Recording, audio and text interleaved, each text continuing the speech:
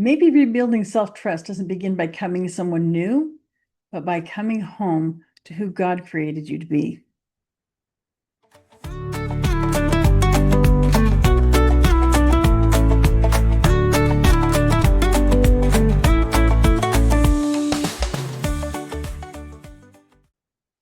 Hello, and welcome to another episode of the Nourish Life for Christian Women. So glad you're here. I've been thinking about something lately. If someone had asked me 10 years ago whether I trusted myself, I would have said yes. I trusted myself to work hard. I trusted myself to keep my commitments, to show up for other people. I trusted myself to do the right thing. But if they asked me whether I trusted to know when I was hungry or tired or overwhelmed, or whether I trusted my own judgment about what my body needed, I'm not so sure I would have known how to answer. Looking back now, I don't think I'd lost the ability to trust myself. I think I'd slowly learned not to. I didn't even notice it was happening. It wasn't one dramatic moment, it was thousands of tiny ones. A magazine telling me how I should look, a diet telling me when I should eat, a fitness program telling me what counted as exercise, a productivity expert telling me how I should spend my day, someone else's definition of success, someone else's timeline, someone else's expectations. None of those things were necessarily bad. As a matter of fact, a lot of them were actually helpful. But little by little, I started assuming everyone else knew better than me and knew me better than I knew myself. That's a subtle shift because eventually you stop asking, what do I think? What do I need? What feels wise? And instead, we start asking, what am I supposed to do? Can you hear the difference? What am I supposed to do? Makes it as though there is one right thing, and it's supposed by whom? What am I supposed to do? This gives a lot of credence to other people's outside influences. And I became very good at following rules, very good girl. But here's the funny thing, following those rules made me look really responsible, disciplined, dependable, capable, all good things. From the outside, I probably looked like someone who had it together, but inside, I was becoming disconnected from myself and I didn't even realize it because every decision started with an outside voice instead of an inside voice. One small moment changed me. I don't think healing usually happens all at once. That's pretty rare. For me, it happened in tiny moments. One day, I realized I was standing outside looking at our backyard shrubs and they needed trimming. Years ago, I would have thought I need to get in my workout first because trimming bushes didn't count. It wasn't exercise, it was yard work. But this particular day, I spent the next hour and a half trimming branches, hauling cuttings, walking back and forth, stretching, lifting. When I came inside, I realized I'd moved my body in ways that felt satisfying. I'd been outside, which I love. I'd accomplished something meaningful, beautified my backyard. I'd enjoyed myself. And then this thought hit me. Who decided that didn't count? It certainly wasn't my body. My body felt wonderful.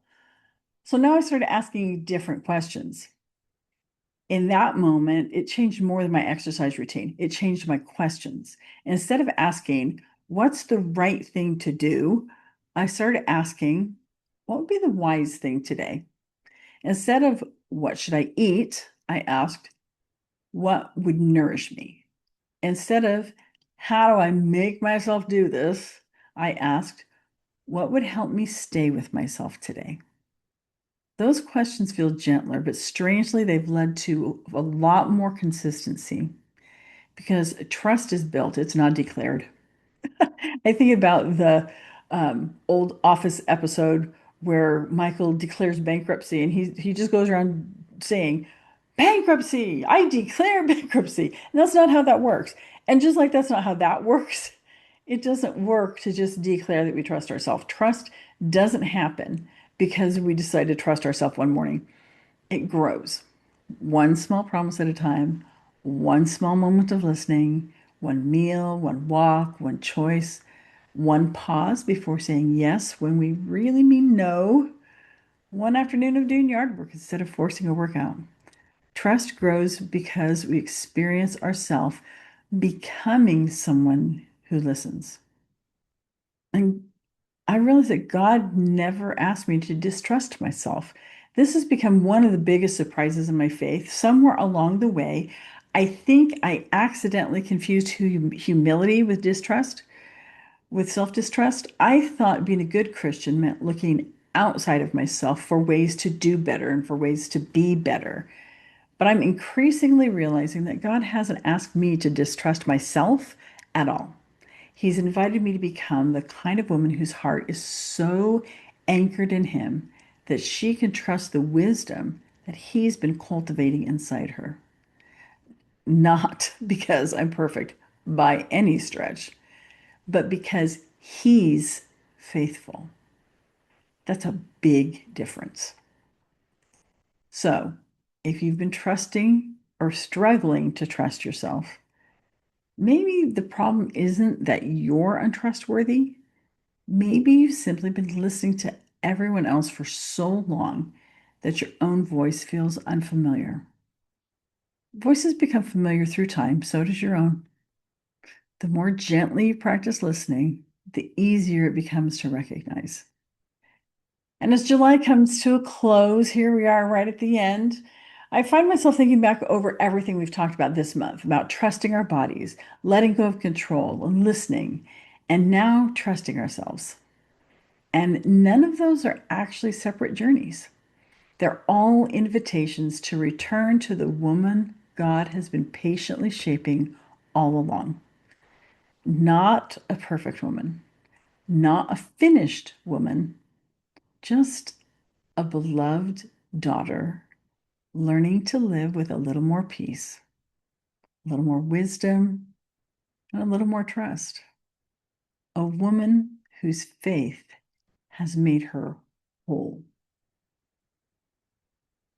One who knows that trusting herself isn't really the destination. It's one of the ways God is gently teaching her to trust Him more fully. I can speak of that from my own experience. I'm learning to trust God in ways that I never knew before, and that's an exciting journey. Thank you so much for spending a part of your day with me. If this month's conversations have resonated with you, I'd love to hear from you. What's one way you're learning to trust yourself a little more? You can always reply to my newsletter if you're a subscriber or connect with me through the links that are in the episode description. And until next time, remember, eating is peaceful, movement is joyful, and your worth never up for debate. See you next week. If today's episode or any other has resonated with you, I wanted you to know that I offer a free 30-minute call. If you'd like to schedule that, you can find the details for how to do that in the description for this episode. And in the meantime, don't forget to like and subscribe.